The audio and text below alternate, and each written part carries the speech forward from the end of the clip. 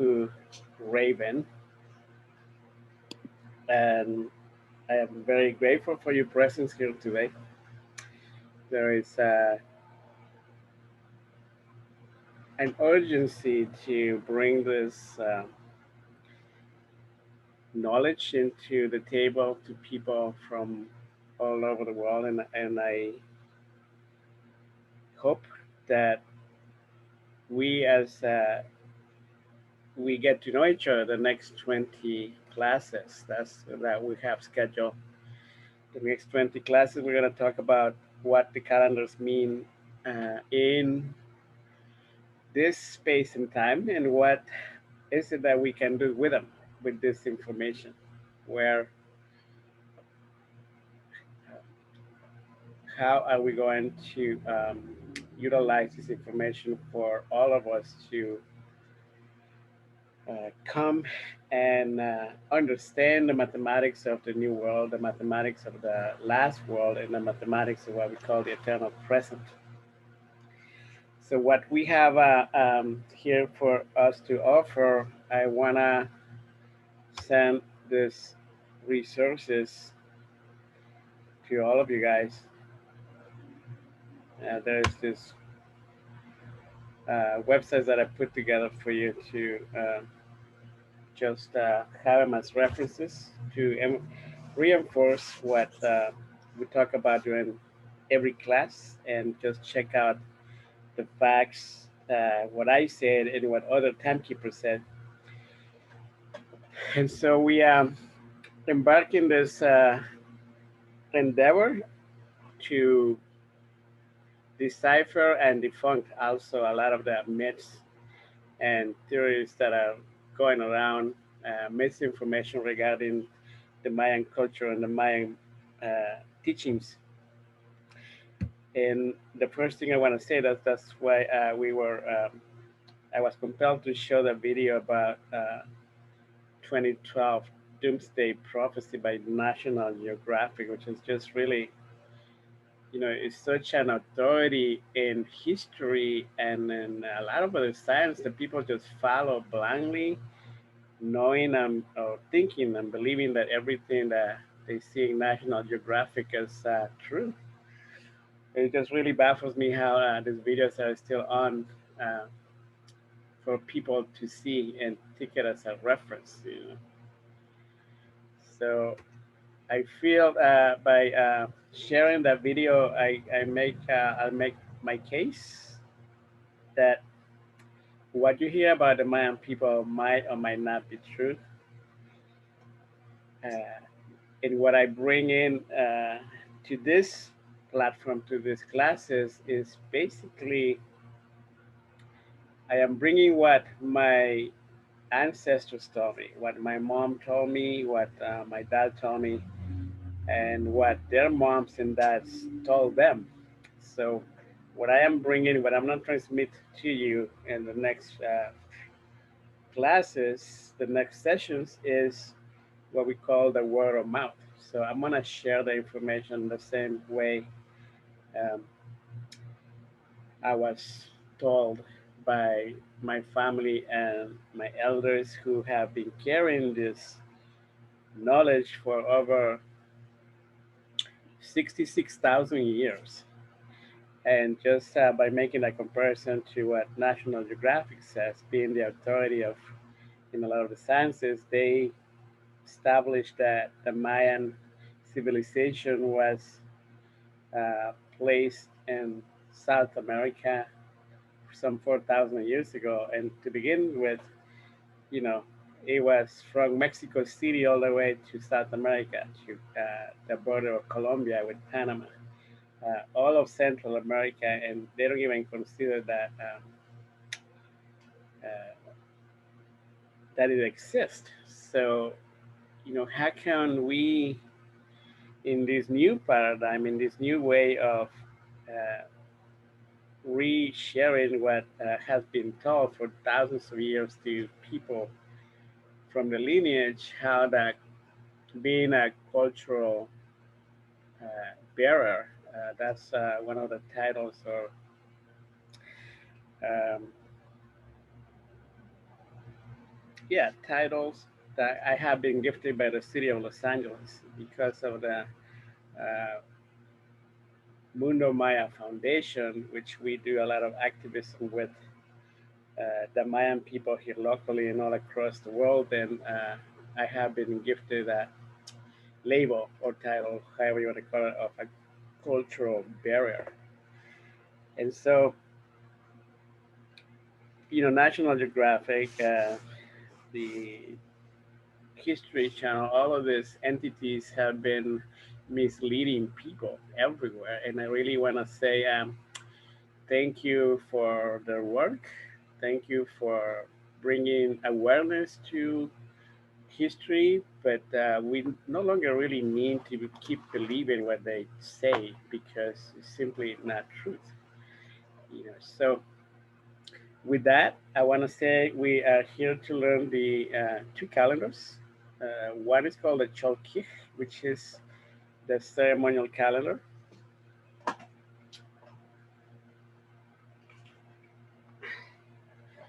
The Chol'ij is. I want to make sure that you guys are. You have me. Yeah, there you go. The Chol'ij is a circular calendar of 300, rather 260 days. And this is where the mathematics are here to be 13 times 20. With that simple equation, that mathematics, you will be able to completely do Mayan astrology by the time you're done in 20 classes. Or some of you might actually start next week because we just had a Mayan operates. We are so um, advanced now with technology that we have so many resources. Uh, Thank you for coming again. Those of you who keep showing up, thank you for being here. And this is the one calendar that I really hope that all of us, remember to utilize in the 3D space, in the 3D world. It's called a Chol'ij calendar. The mathematics we're going to use is 13 times 20, 260 different um, cosmic identities that we're going to learn. And we're going to use that as our foundation to learn uh, two other calendars. One is the solar agricultural calendar, which I think is extremely important for those of us who do work on the fields, for those who want to know what to plant and when to plant our food, our fruit trees, our gardens. It's a good idea to have the basic knowledge of the solar calendar, which is 365 and a quarter days. Is basically a round calendar, just like the Gregorian calendar with 365 days. So that calendar, the solar calendar, is going to be named, well, you're going to know it as the solar calendar because we're learning that in English, but in the Mayan language, it's called Haab. Haab is spelled Haab, and that's the agricultural calendar. Then, once we have these two calendars learned, we can I really want to go into what we call the Venus calendar, right?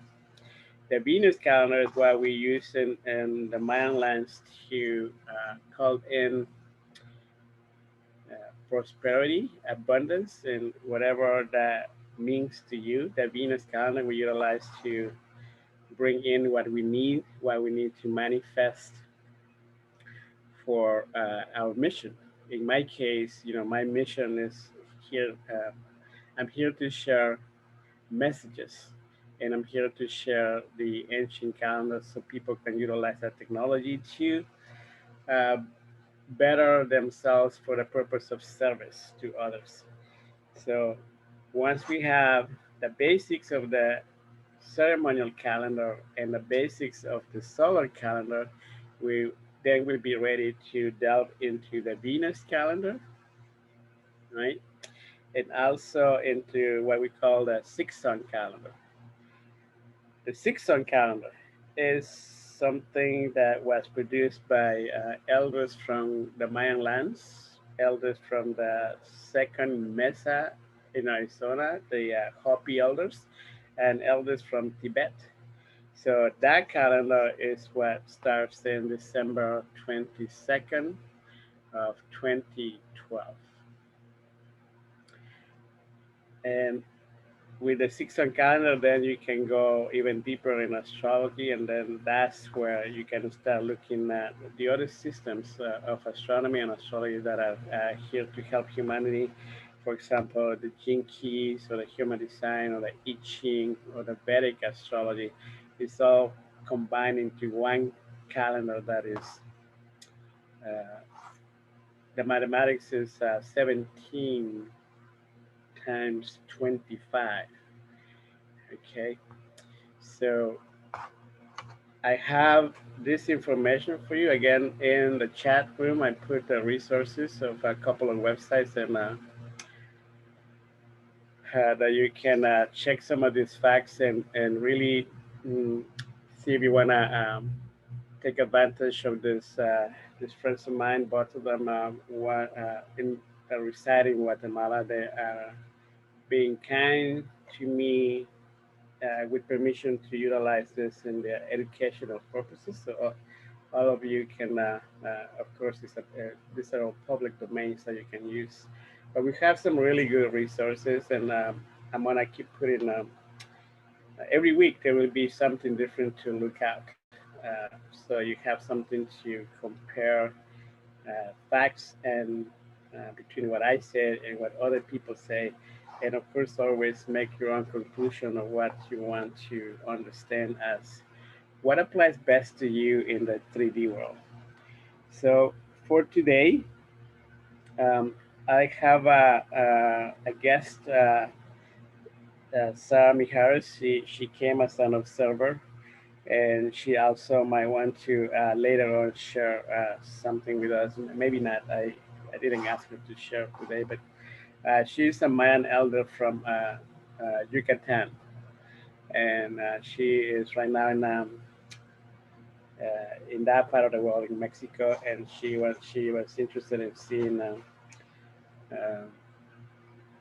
how we what kind of response we're having with the classes, and how we can integrate the Maya Foundation into giving the certificate of completion through that space, and so we have something valid uh, because we gotta combine, yes, the cultural ways of doing things, but also have something to show for a certificate. You go to, even when you go to a class in any kind of random workshop, you still get something to take home.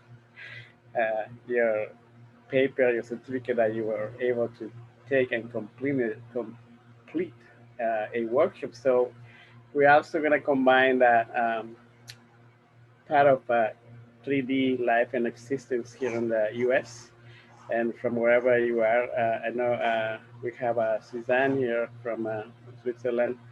So also there is this certificate that will uh, give you the authority, if you will, to perform Mayan astrology uh, readings and ceremonies, which is something I dearly have come to appreciate, to be able to share the way of doing ceremonies. I want to say that this class that we have today is the beginning, but it's also a continuation for some of you.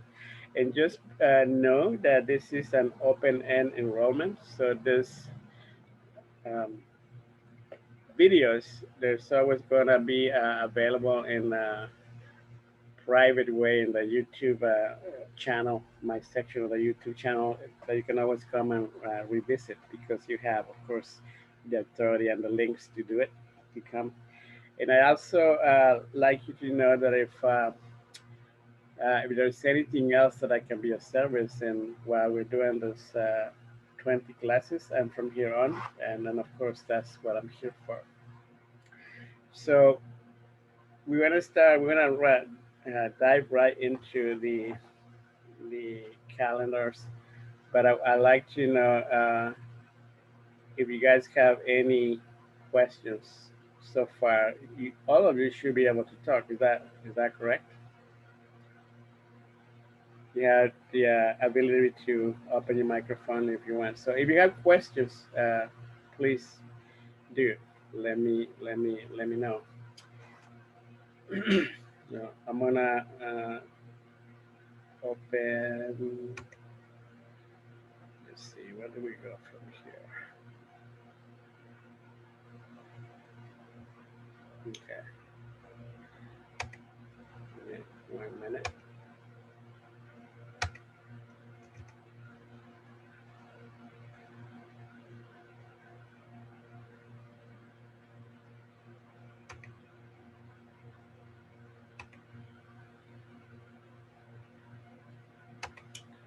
There are no questions?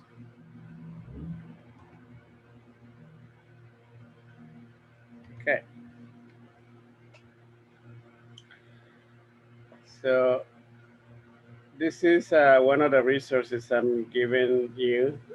This is something I wrote. You can read it whenever you feel the next few days. It's just a reference where this knowledge comes from. But I like to go through from the beginning, go through the calendars. And what I'm going to show you guys is the Chol'ij calendar. The calendar is 260 days. Coming up.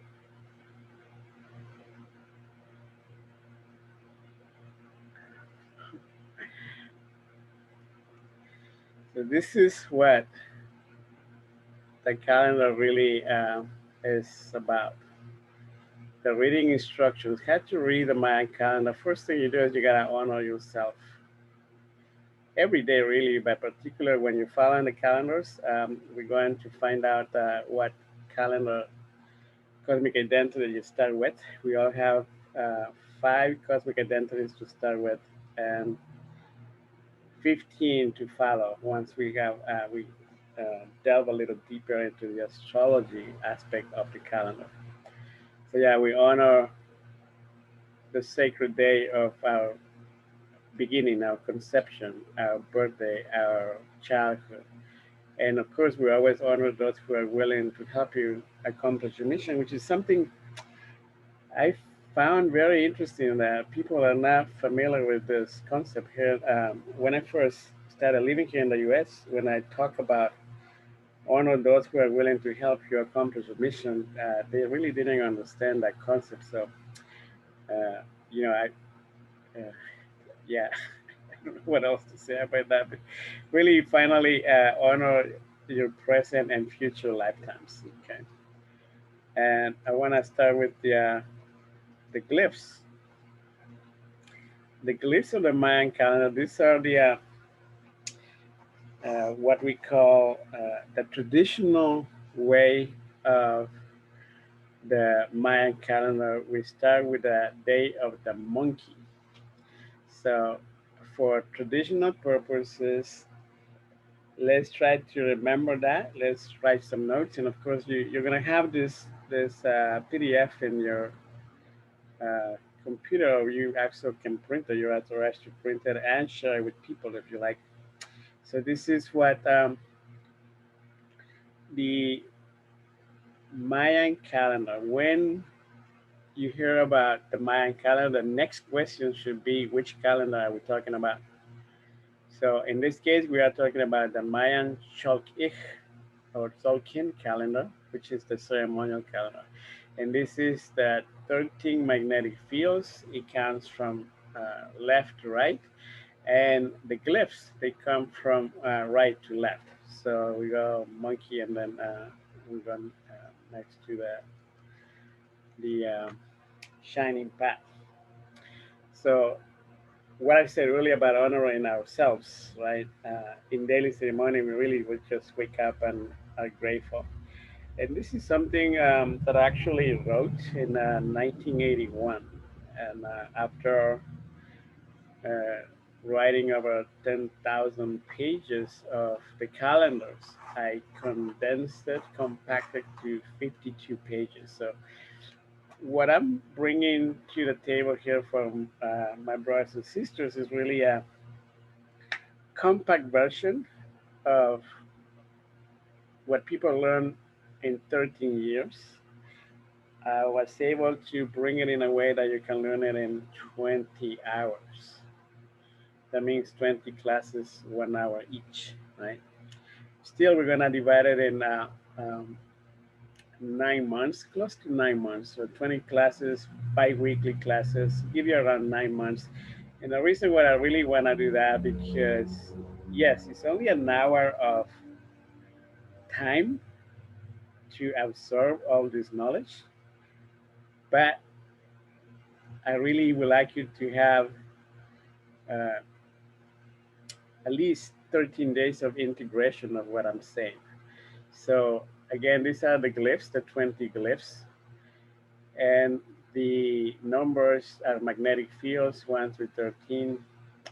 Uh, we will have one of the classes will be strictly to mathematics to learn the way to count the symbols.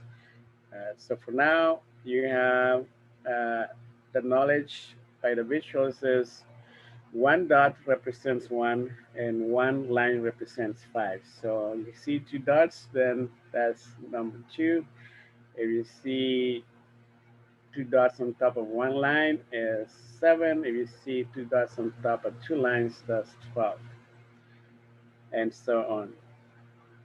Then, so this is where I like to begin the explanation of the glyphs.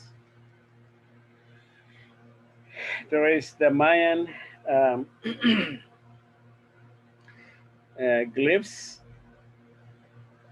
in calendars. There's roughly about, hmm, last time we counted, we had a census. It counted over 500 different tribes in the Mayan lands. And when I say the Mayan lands, that's from Mexico City in Mexico to the border of Panama and South America. So there's so many different ways of seeing the calendars, but we all are in the commonality of looking at the glyphs and have a pretty much a standard way of seeing what the energy of the day is. So when we say the energy of the day is we're looking at the middle of the Milky Way. We consider that to be the top of the universe or the top of the sky because we live in the Milky Way. And then when we say what's the energy of the day, when in this page that we have right here, we have the crocodile in the middle and we have the energies around it. So the crocodile is Imosh Imish. And I'm going to just quickly go through the 20 of them. Imosh Imish is the crocodile and is the one who knows it all, the one who no one can argue with. That's some of us are that way, like the crocodile. Again, for today's class, we're only gonna take a look at the glyphs in the middle and knowing, keeping it in your aura field and your subtle field that when you're looking at the middle at the Mayan calendar, you're really looking to the middle of the Milky Way, of the center of our universe when we're standing in Mother Earth planet. So the second day, the second energy in the Mayan calendar when we start with the crocodile. So let's backtrack a little bit. Earlier, I told you that Chol'ij in some of the most traditional ways to start with the monkey. Some of the more progressive but more accurate mathematics, they start with crocodiles. So if you go back to write this date somewhere and you go back to um, December 22nd of 2012, right? During the week, maybe you have an application that you might want to download and verify this with me for you. That day was the beginning of 26,000 year cycle. And that's what we call the long count calendar. So on December 22nd of 2012, we start counting with the crocodile energy. In this 26,000 year period, we call it the period of the, we get some water, you know. This 26,000 year period, we call it the fifth sun. That's 5th. And when we conclude this 26,000 years from now, we will become to count the sixth sun. Hence, the name of this calendar is the sixth sun calendar. Uh, so, in the sixth sun calendar and the Chol'ij, the Mayan calendar, we have beginning with a crocodile, we followed by the wind, and the wind is, we call it ik, and it's called in English we call it the sacred winds. And the sacred winds are those who are always traveling and those who are the ability to plant seeds wherever they go in life. Right, to plant seeds. Is usually when I come across the sacred winds, people we help us remember and reestablish that they are uh, astral travelers, time travelers. They plant seeds across planet Earth and the universe, and usually they plant seeds of the new archetypes, which is balance, unity, joy, peace, galactic harmony, that sort of thing. And you know, when I use these languages, this is what I know. There is no other truth in my mind because this is what has been told for 66,000 years through the family of the Chorti people where I came from. So now we have after the wind, after the sacred uh, prayers, ik. Now we have akabal. You can pronounce it akabal or akbal, and that's the night wisdom, also known as the owl. So the owl person is that one who brings light to darkness, and they usually bring balance into any situation. So it's called the Akabal in some regions. It's called the Akbal in some other parts of the Mayan world. And but the main trait, the main virtue of the owl is bring light into darkness. Then we have after the owl, we have the lizard, cat. Uh, cat is the one who weaves dreams, the one who collects things, the one who like carrying a basket, these people carry energies from others. The people are able to untangle energies from others and not just do it for them, but do it for other people. So they're very good at navigating the dream world. The we dreamers and some of the things we do that are actually making dream catchers around the world, 33 feet diameter dream catchers. We do our best to have always have a lizard personality, a lizard cosmic identity, male or female, to help us weave the dreams. So the lizard is known for that. They are willing and able to cut and untangle energies for self and for others. After the lizard, we have the snake or the serpent. Uh, just a quick side point on the side on the top, it said Mayan cross. That's originally when I wrote this manuscript in the 1980s. I was having to write in some French, some Spanish, some English, and then it just stuck. Mayan cross in French. That's why I just want to tell the story behind the why the word in French. I used to live in Montreal, in Canada, so the 80s was a good decade for me. Grew up in the 80s, but here we have the serpent, the can.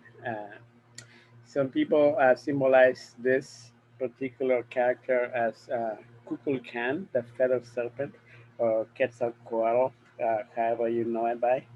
And the serpent, human, the shapeshifter serpent, human who has this cosmic identity, is the connector. They connect resources to people and people to people, and they are very successful by using that connectivity. Then we have, after the serpent, we have transformation. And in the Mayan world, we are immortal, so we are fearless. That allows us to be limitless, and that allows us to take into any uh,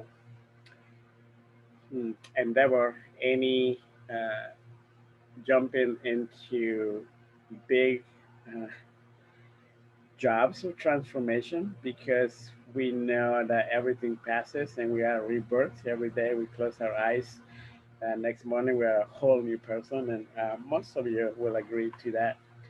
And we also understand that as that transformer, that person with a transformer, we understand them to be very excellent communicators between the dream world, the spiritual world, or the world of the dead, and the human world. So the transformer right now is having a really good time.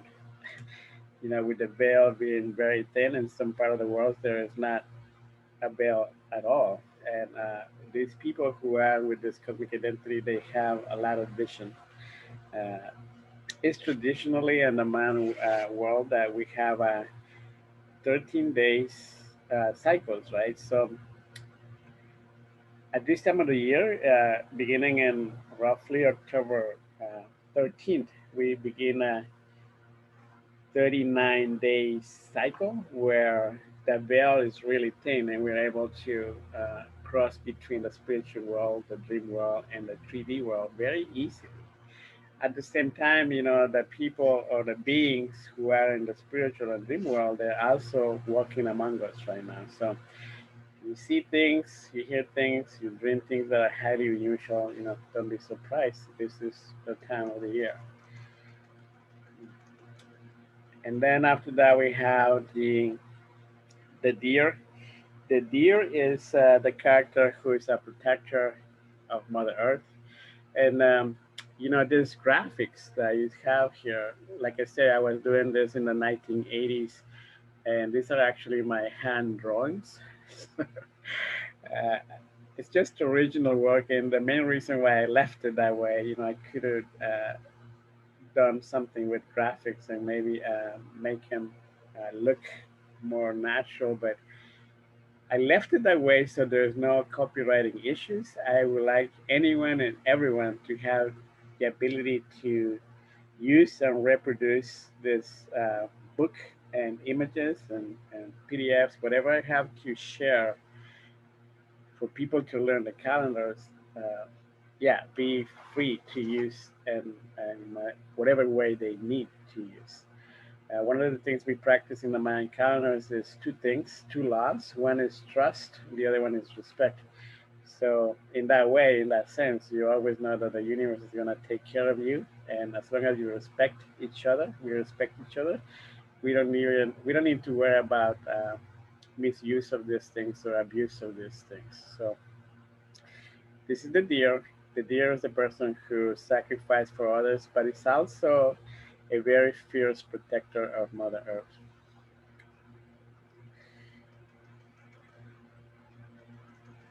And now we have canil. In some parts of the world, they call it anil. And anil is the star-seed rabbit. The star-seed rabbit is that one who brings knowledge from interstellar systems to Mother Earth and had to be abundant. So it's a seed, and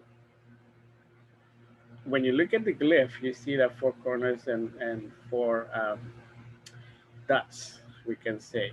But it's actually the stamp of a tool that we use when we plant seeds. You know, we have this spear that has four piercing ends, and the reason for that is in the Mayan world, we plant one black corn, one red corn, one white uh, corn seed, and one yellow corn seed. In that way, because the chemistry of the soil, it might only give one color of the corn, and for that reason, then the next season we know which color to plant in that particular field. So when you bring it to the etheric spiritual world, then we know that in a day like today, October 28th, this is the day of the Canil, the anil, the star seed, and we do plant the seeds for the future. So hereby I am planting seeds for the future for this class to be a reminder of planting seeds of balance, unity, joy, peace, unconditional love, and galactic harmony. Um, Planting that into the universe, into the ethers, and for all of us to remember that, in fact, we can plant beautiful things that will come back to us in the future. So that means that tomorrow is going to be a day of the sacred fire. Some of you know, some of you don't know that we have every day at 8 a.m. Pacific Coast, we have what we call the People's Rising Mayan Fire Ceremony, which is a prayer for happiness and health. So this is the symbol of this eternal spiraling fire. It's called Toch in Mayan. Toch is a representative of the central sun here in Mother Earth, and it's in Toch, in the sacred fire, that we bring our prayers of everything that we want to manifest in the 3D world to be of service. So um, if you feel compelled, please join us and every day at 8 a.m. whenever you can. Yeah, tomorrow is actually day 209 that we've been doing this a daily prayer for happiness and health. And then we will have the day of the dog. As one can imagine, the dog represents loyalty, justice, and integrity. So, you know, when we have one of the 3D applications of the Mayan calendars is we get to know each other, which force in nature, which cosmic identity we have, so we can be of service to each other. So that individual who is conceived or born during the day of the dog, we understand them to be uh, that human personification of loyalty, justice, and integrity.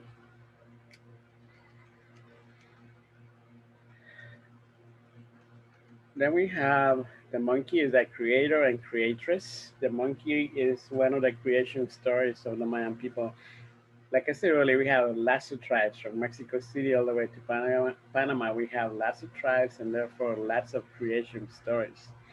Well, in one of the creation stories, we begin with the monkey coming from space into planet Earth when it's inhabited by dinosaurs, and this monkey is the creator of civilization. That puts the planet creation, the civilization creation, about 12 and a half million years ago. So The monkey is still today honored in Guatemala as the character, the person who is an artist, who is a writer, a dancer, anything that signifies art is usually brought to the world by that individual who carries the energy of the monkey. Again, what I'm giving today is the names of the glyphs and also a short and brief description of what they mean in 3D and maybe a virtue or two of what they actually signify in the perspective of the Mayan people.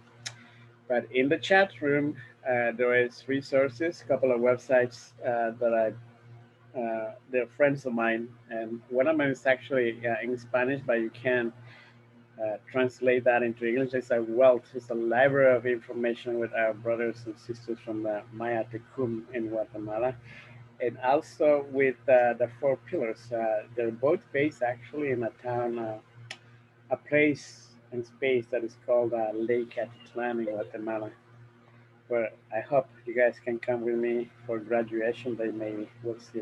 We'll talk about it. We also, yeah, we'll talk about that in the next few classes. But here's the path that we're walking on today. This is the shining path.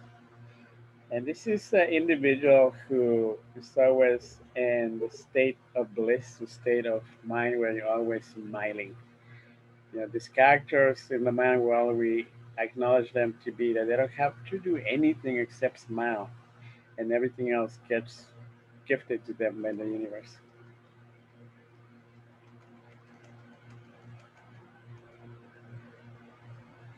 After the shining path, we come to space and time where we gain or we come to sacred authority. Now, here's another concept that the Western world don't really. It's difficult to explain it in language because the sacred authority means that there is authority and there is sacred authority. Authority can be used and abused, but sacred authority cannot be abused. So there's very few governors or presidents in the world who have actually come to that state of being of sacred authority. So you can imagine or make a perspective way of what sacred authority is.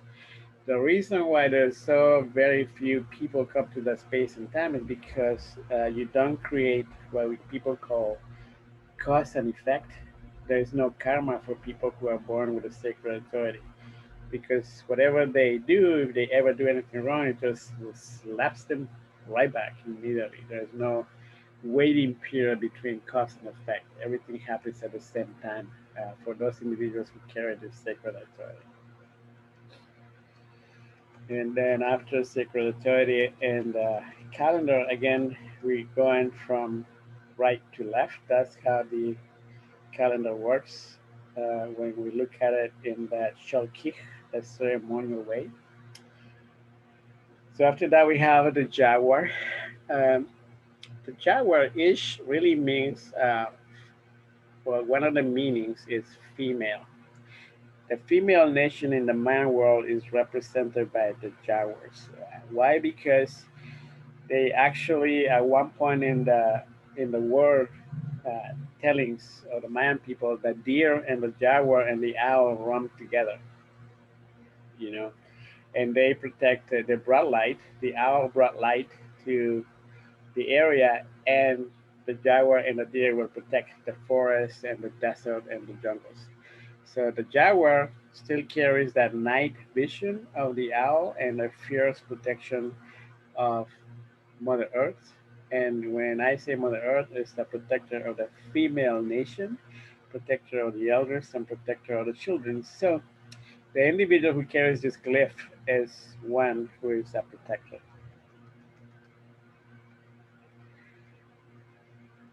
After the jaguar, we have the eagle. The eagle is the problem solver, the issue solver. There are no problems for the ones who carry the eagle vision.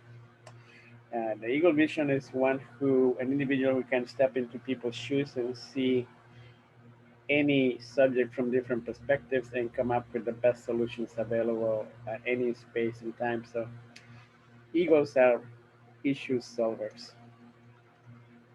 After the ego, we have another individual with vision, and that is the condor.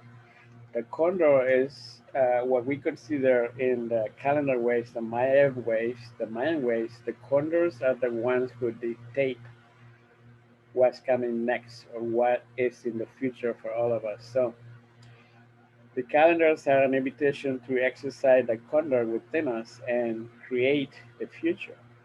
An invitation to go next week, maybe 2 weeks from now, maybe a month from now, maybe a year or 100 years from now, and see what the future looks like and change it accordingly.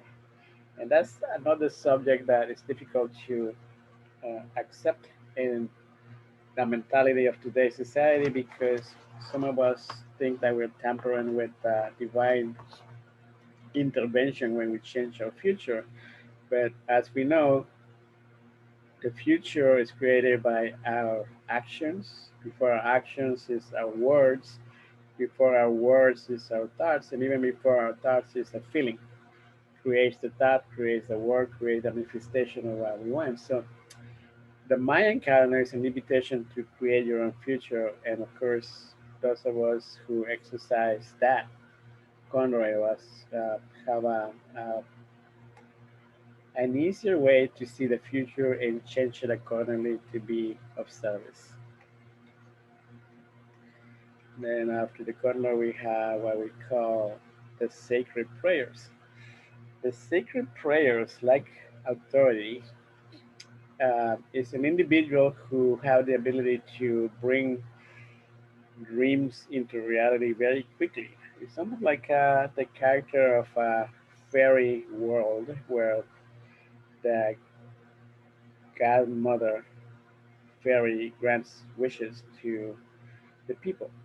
So these uh, characters who are born or conceived during the sacred day of the prayers are that kind of people who are closer to source. And that's something even for me difficult to say because we never lost touch with source, with our creation. So the sacred prayer individual can grant dreams and visions to others. That's their job when they choose to accept that. And then we have the black obsidian medicine is the individual who is what we call the witch of the village, the medicine woman, the medicine man, the doctor.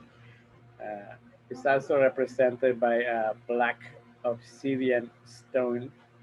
If you don't know the black obsidian stone, please do a research on that and look at all the uses that have been found to be in not just the Mayan world, but in many other societies in the ancient world. Is uh, in Guatemala, for example, it was even used to perform eye surgery and became very popular in the years 1400 to 1500. For 100 years, the best eye surgeons, the best eye doctors were from the Mayan world, utilizing the black obsidian stone. And after the black obsidian stone, we have the kawak. Kawak is the storm, and just like Tihash, the black obsidian, the storm is also a doctor, but it's the gentle doctor, not the one that cuts, the one who does surgery, but the one who brings you into complete rehabilitation after surgery. So these are the some of the best therapists that I have known in this 44 years of service that I have given as acting as a counsel for the people. Some of the best therapists or counselors I have met have been this particular cosmic sign. They have the ability to give comfort just by being in the present, and the words are extremely effective at being nice, being giving energy, complete focus to people to rehabilitate. Um, Yeah. And then after the storm, we have the last one of the 20, or the first one of the 20, depending what part of the world you're in. This one is called Master Adapter, and the Master Adapter, like its name, is someone who adapts to everyone and everything. This is what makes them who are born or conceived during this character to be able to have a long, healthy life, and also have the ability to be certain in what they express, what they do, and what they say. Um, some of the Actic, the Mayan people in general, they prefer the counselors to be this kind of a cosmic identity, to be a master adapter, because they can see things from 260 different angles of perspective. Something in the Mayan circle, the Mayan community, we know that. And then next week we will talk about the six sun calendar. So here we utilize the gene keys. We have new archetypes, the archetypes of balance, joy, peace, harmony. We have the butterfly harmony. We have peace, joy, and unity. And we'll get a chance to explain a little longer the 20 calendar, 20 glyphs of the Chol'ij calendar, plus the 5 of the new calendar, the six sun calendar. And of course, this is a calendar that has united ancient wisdoms and science to provide a particular way to see time in cyclical manner. Yeah, that one of the main goals of the a timekeeper to share is for the people to be able to see past, present, and future at the same time, and always keeping the feet in 3D. So that's one of the subjects, one of the goals of this 20 classes that we're about to endeavor. So with that, I am complete. If you have any questions, we have some minutes to answer any questions. I do have a question for you. I was trying to follow in the book here, and I noticed that some of them were different. Is there a reason for that? Yeah, this one of the oldest PDF, but it changes. It's an evolving calendar and on a spiral, so you're gonna find variations from one year to the other. So Okay, whenever it's printed, it's gonna have different positioning of the glyphs. got it. Thank you for noticing that. I thought I was just tuning out. I was like, I could look down. I'm like, wait a minute. But I'm glad to know that. Yeah, Thank you. welcome.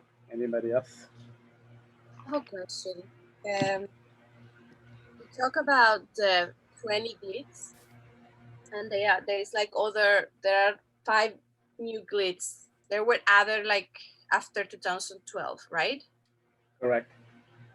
Okay, and we don't talk that much about those, the meaning, or like I would like to know a little bit more about this 5 glitz because Yeah, yeah. Those that belong in the six sun calendar, and they are called um, balance.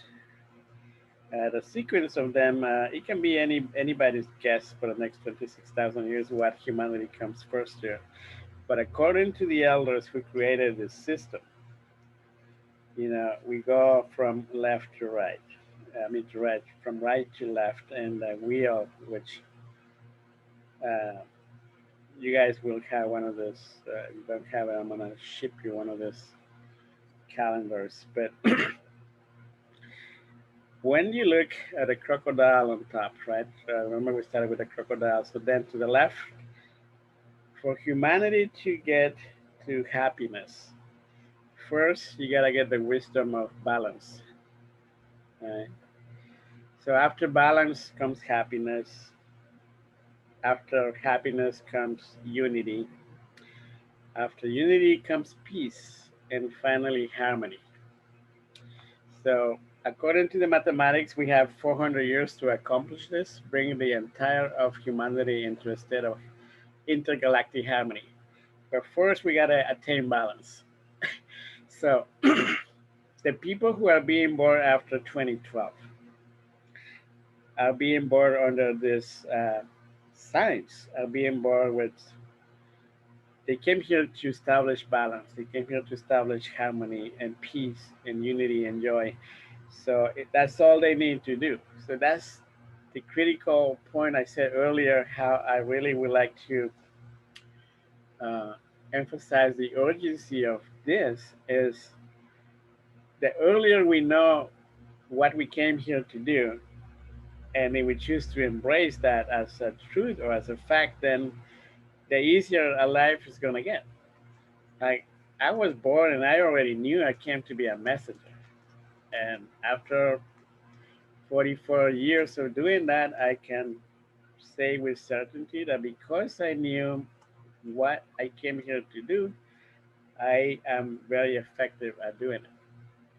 And I am privileged, I am blessed, I understand that, and that is the reason why I really want to share with the world that it is possible to find purpose, find exactly what you came to this planet to do, and then if you choose to embrace it, then uh,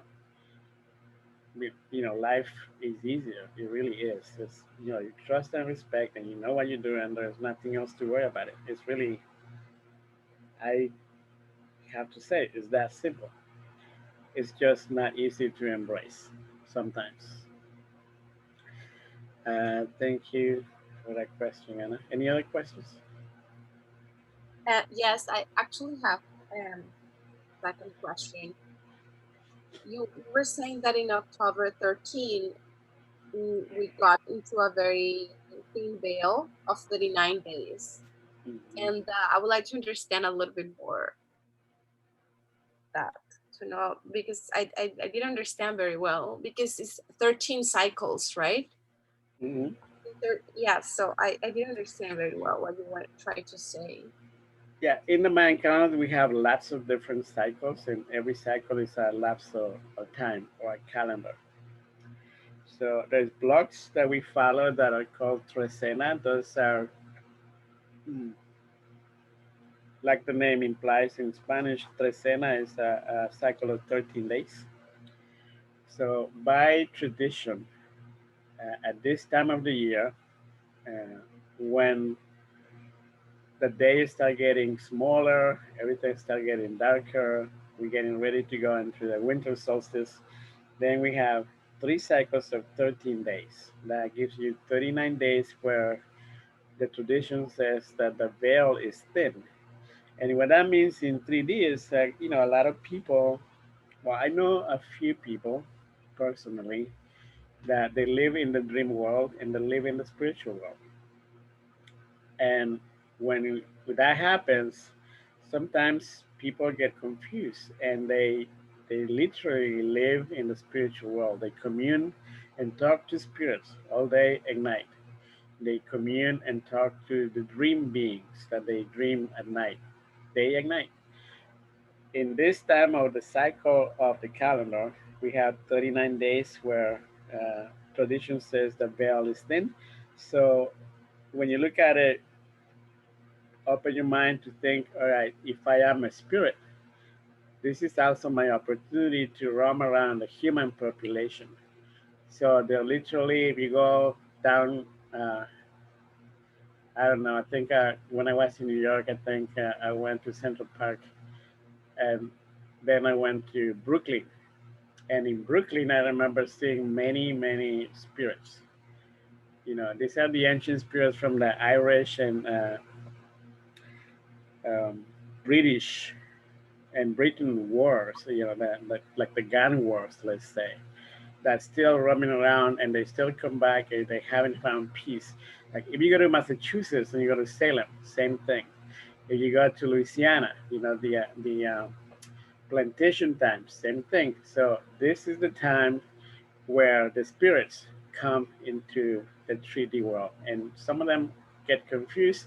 Some of them actually take possession of human bodies that are hollow, human bodies that are under influences of substances that mm, allowed spirits to get in an unawareness of a body. So that's what it means, and I hope that answers your question. Yes, actually, I was curious because Halloween is coming, so I was curious if this is like always happening around this time, Hmm. that this thing veil. Thank you. Yes. All right. I think that's it. Unless you guys have more questions, we can be here.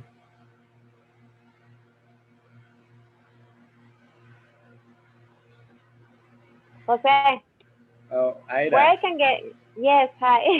how are Where I can you? get the PDF. Good, I'm very good. Thank you for all this knowledge. I was wondering where I can get this PDF from. Yeah, I put them in the chat. You should be able to just click and It's under the chat. Okay, I look it up. oh, I guess they didn't come into the chat. So No, it doesn't I, say. I will send me an email or a text, and I will put there's how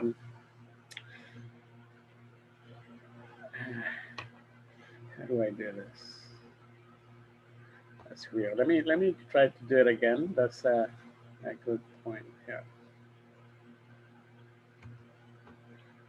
No, gone. Jose, it's Aaron Hi, and Aaron Gavin. and And Gavin.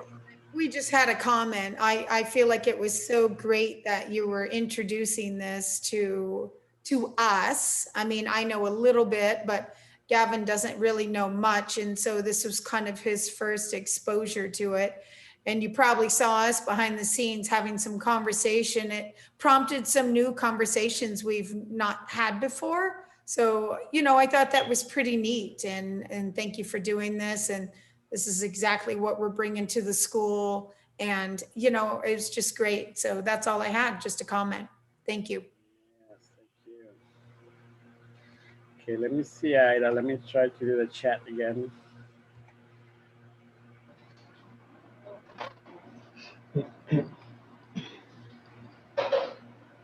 If not, you And then can let me just know when I can say hello, Jose. send it to me later. Sarita, Nana Sarita. Everybody meet Sarah Welder in Yucatan. Hi, everybody. As we say in Mayan, Ilake, Chalake, I am you, you are me. I am another yourself, we're one, so it's good to say hello to you, my brother Jose. I mean, I live in LA, but I am right now in Yucatan. My mom is very ill, and so I'm here spending some time with her. And I usually the place where I do the webinars when I participate, it's in the front room, and there's a lot of noise there right now. So I decided to use my hammock, as you can see, as my office today.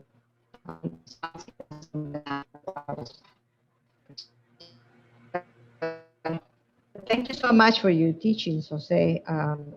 I'm glad to see that there's some young people interested in learning a better way of being, because being a Maya is basically being in tune with oneself. Sometimes we are so busy looking outside for what we want to be, what we need to be, or we think we want to be, that we forget that all the answers we think inside ourselves, really to ourselves, and then we acknowledge our being, our existence, acknowledge that humility and the same time, the power that we have inside, of ourselves. I think that we can wake up in the morning and be grateful that we open our eyes, that we breathe the air, the oxygen, that we surround ourselves in nature, that we don't need to look outside so much, and we all spend time doing that. I know that for a long time I spent so much time outside looking for myself when, until I realized that I had to look in who I was and start appreciating myself, loving myself,